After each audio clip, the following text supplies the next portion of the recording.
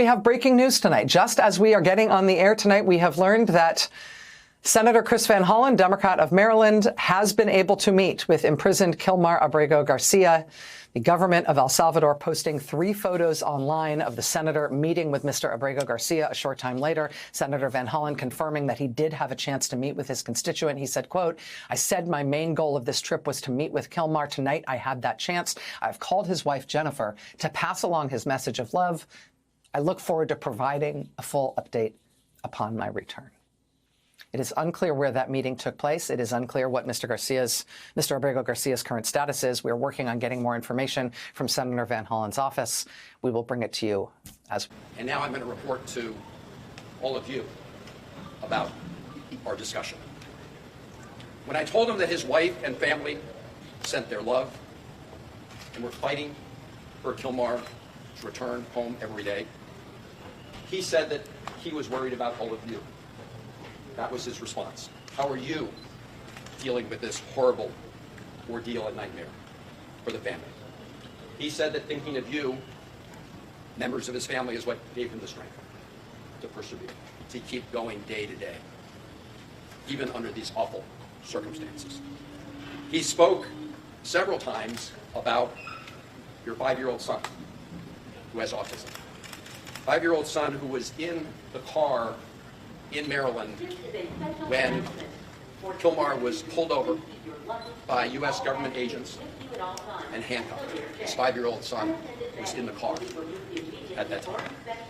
He told me that he was taken to Baltimore first. I assume that was the Baltimore Detention Center. He asked to make a phone call from there to let people know what had happened to him. But he was denied that opportunity. He said he was later taken with some others from Baltimore to a detention center in Texas. And some point thereafter, I don't know whether it was a period of hours or days, he was handcuffed, shackled, and put on a plane along with some others where they couldn't see out of the windows. There was no way to see where they were going in the plane. They didn't know for sure where they were going. They landed in El Salvador, and he was taken to Sikhat prison. He was placed in a cell with, if I recall correctly, and don't hold me to it, of about 25 other prisoners at Sikhat. He said he was not afraid of the other prisoners in his immediate cell, but that he was traumatized by being at Sikhat and fearful of many of the prisoners in other cell blocks who called out to him and taunted him in various ways. He told me, and this was yesterday, that 8 days ago, so I guess 9 days ago from today, he was moved to another detention center in Santa Ana, where the conditions are better. But he said despite the better conditions, he still has no access to any news from the outside world and no ability to communicate with anybody in the outside world. His conversation with me was the first communication he'd had with anybody outside of prison since he was abducted. He said he felt very sad about being in a prison because he had not committed any crimes. When I asked him what was the one thing he would ask for in addition to his freedom, he said he wanted to talk to his wife, Jennifer. I told him I would work very hard to make that happen. I told him that in addition to his family, that all of you who are here today were fighting to bring him home. I told him that his brothers and sisters in his union, the sheet metal workers union, were fighting to bring him home. That brought a smile to his face. I told him that millions of Americans understand that what is happening to him is a threat to their own constitutional rights. I told him about the decisions of the federal courts, the district court, the Fourth Circuit Court, the Supreme Court. And I think that in addition to knowing that his family was fighting for him, all of that gave him strength, the fact that all of you here were fighting for him. I want to say something about the Trump administration's efforts to change the conversation about what this case is about. This case is about upholding constitutional rights for Abrego Garcia and for every American. The President Trump and the Trump administration wants to say that those who are fighting to stand up for our Constitution don't want to fight gang violence. That is an outright lie. That is a big, big lie. I, for one, have been fighting against transnational gang violence, especially MS-13, for over 20 years. Probably for longer than Donald Trump ever uttered those words, MS-13. Over 20 years ago, I worked to establish an anti-gang task force, a regional anti-gang task force in the Maryland, Washington, D.C., and Virginia area. So I say to the President and the Trump administration, if you want to make claims about Mr. Abrego Garcia and MS-13, you should present them in the court, not over social media, not at press conferences where you just rattle stuff off.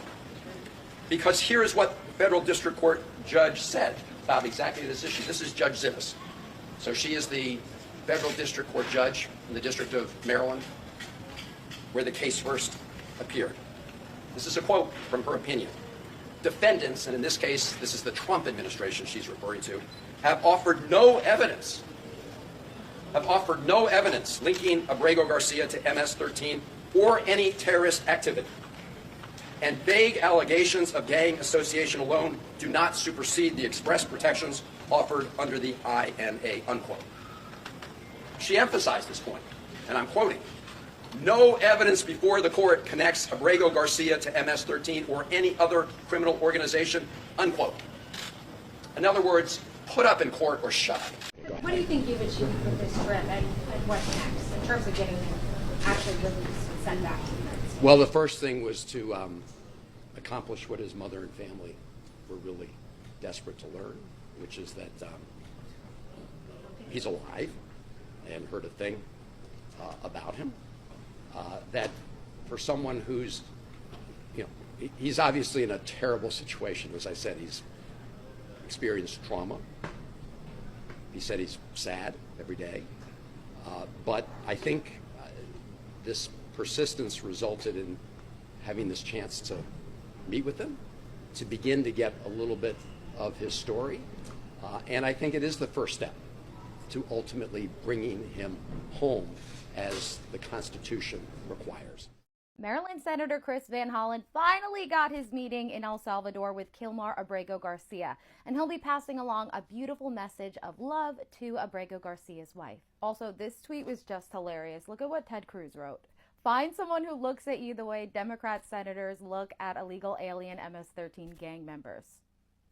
But during this wonderful reunion, users on X were very quick to notice the knuckle tattoos that Abrego Garcia has. Political commentator Benny Johnson wrote, "That's an interesting tattoo for just a regular Maryland man to have on his hand." Now, they are noticeably faded, but people on X think they could be covered up with makeup, but this exists. His wife Jenny is currently sharing her whole journey of her husband's deportation on TikTok, and this old picture right here kind of reveals something. Here is a closer look if you couldn't really tell. And people on X think that these are acronyms for MS-13. So let's break that down. Okay, so this person wrote M, marijuana, S, smile, 1, cross, 3, skull with 3 dots. And of course, there are critics who are mocking people's interpretation of his hand tattoos. This person wrote a smiley face, a cannabis leaf, and a Christian cross. Oh no, send the police. Now, if there are actually 3 dots near this skull, which it is very hard to tell through this photo, it means mi vida loca, which means my crazy life. And it basically just symbolizes their gangster lifestyle and their willingness to go to jail for their ride or dies. Now, most of the people that we've seen imprisoned in El Salvador, they are covered from head to toe in tats. But the DOJ has said that knuckle tats are also a way to recognize if someone is in a gang. So what do you guys think about this? Do you think it's totally being overanalyzed on the internet, or is it just a subtle brag that he's affiliated with the gang? Sure, I'd love to show the proof. So right here we can start with, which is just a picture from yesterday when he met with the senator, that has his MS-13 gang tattoo on his hand. The marijuana leaf stands for the M. The skull in the middle finger stands for the S, and then 1 and 3 are clearly for 13. And then we can get into his wife's sworn statement that she was under perjury when she wrote, detailing all the horrific things he's done to her. The way he's made her bleed, left her with black eyes. She even states that she has multiple videos and pictures of all of the things that he's done to her. And then we can get into 2019 court documents that outline that he is actually a confirmed member of MS-13 by other gang members. Here's another you can pause to read. You can also find all of these documents online because they're all publicly available. In 2021, his wife didn't even want to be near him anymore because she was terrified of him. And the Supreme Court did not, in fact, say that he was not a part of MS-13. They never confirmed that. The only thing that Supreme Court did was say that if El Salvador releases the man, we have to facilitate his trip back to the United States, aka send a plane. But Bukele said he is not sending him back because he's not smuggling a terrorist back into the United States. Just like this user asked, doesn't Garcia have tats on his hands? There seems to be a lot of conversation going on social media already accusing him of being MS-13 affiliated based on the tattoos on his hands. So I decided to ask ChatGPT, and let's take a look at its response. So the first response ChatGPT had when I asked, could this be considered an MS-13 tattoo? It says, these designs do not clearly indicate or match the typical and identifiable markings associated with MS-13 tattoos. ChatGPT went on to say that MS-13 tattoos typically include the text MS, MS-13, or Mara. ChatGPT went on to say that the tattoos here appear more generic or personal, and without more context, it would not be classified as MS-13 tattoos. And then it went on to say if you're asking in a legal or immigration context, authorities typically rely on broader context, including location, associations, behaviors, and multiple different types of facts, not just body alone, in order to accuse someone of gang affiliation. Also, ChatGPT went on to say tattoos across fingers that spell out a word or phrase are common in various subcultures and not automatically indicative of gang affiliation. So then ChatGPT asked me if it could try to match it more precisely by trying OCR, text recognition, to see if it can identify any further. So I agreed for it to do that. And the result was the OCR was not able to clearly extract meaningful or coherent text from the tattooed area. Most of what it picked up appears to be noise or unrelated labels from the surrounding image. It went on to say that none of this corresponds to known MS-13 symbols based on the visual and the OCR analysis, and the letters are too obscure and ambiguous to make a definitive claim. So I took it one step further and asked the question that's being accused all over Twitter, that each of the tattoos represent a symbol to spell out MS-13. And ChatGPT said that's a really insightful and important question, especially when it comes to how tattoos can be misinterpreted by law enforcement or immigration authorities. And it went on to break it down. ChatGPT concluded if those specific symbols were grouped together on a single hand, someone might stretch to interpret them as MS-13, especially if there is pressure to identify gang ties. But on their own, without letters, numbers, or supporting evidence, it is a weak and speculative basis for labeling someone as a gang member. So with that, I think we should be very careful about accusing people without their due process. I'll repeat, without their due process. If we allow others not to have their due process, couldn't that happen to us? Let me know your thoughts. This may be proof of life, but pay close attention to the red flags in these pictures. Kilmar is wearing brand new shoes. He was not deported with any of his belongings, and he was not deported in brand new shoes. They gave him new shoes just for this meeting. They made sure he's wearing a hat in this meeting. And check the fresh lineup. We know that the prisoners in Secot are shaved bald and removed of all facial hair. Also, look at his eyes. And who the fuck is this guy? He's in every picture and he did not take his eyes off of Kilmar. I'm assuming he's the one that took these pictures. It would almost appear that he chaperoned the entire meeting to not allow Kilmar to sit alone with the senator. Also, notice how the restaurant is completely empty. The other red flag is that just hours prior today, the senator posted this video where he was denied access into the prison. These soldiers were ordered to prevent us from going any farther from this spot. I understand we're about 3 kilometers now. So the senator and the attorney for Kilmar and his wife pull up to the prison. They're denied access, which, mind you, just 2 days ago, Republican senators were allowed in for selfies and a full tour. And then 2 hours later is when the senator drops that he was miraculously able to meet with him in this awkward setting. This was the post a couple hours after he was denied access into the prison. One thing we know about Bukele is he controls everything that the media sees when it comes to Secot. He's only allowed certain people into the prison, and everything is set up for propaganda. Although this meeting does prove that this man is alive, I personally believe that this man is only alive because of the attention that the media has placed on him. The condition that he was in this interview is a huge red flag. One, why was he not interviewed at the prison? Why was he given fresh new clothes, brand new shoes? It's all for optics. Bukele is all about optics. If you know him and now I haven't even gotten to the worst part. He is actively trolling the senator on Twitter. This is retweet number 1. He retweeted a post about the senator clearly supporting illegal aliens, and even retweeted a tweet that says it's time to impeach the senator.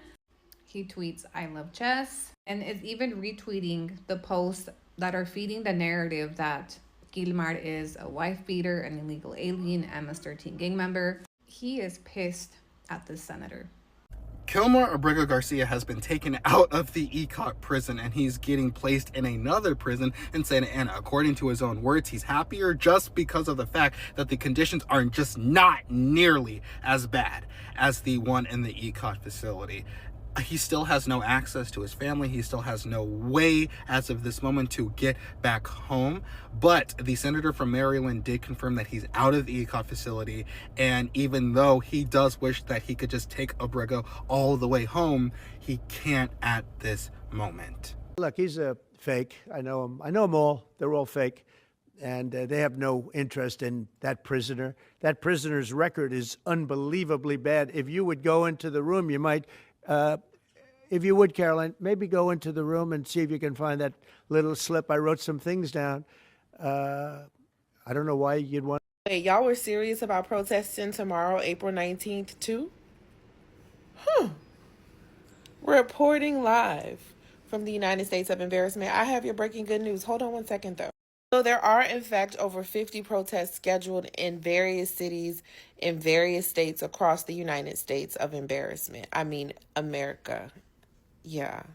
There are also anti-Dollar Tree dictator protests happening in Portugal and Ireland. That's crazy. What?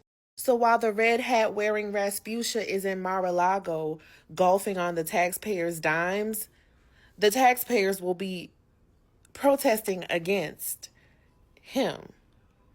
Oh, okay. All right, period. I also want to be very transparent on my thoughts and feelings on the whole Kilmar Abrego Garcia incident and situation. So, it's just a lot. It's a lot for me.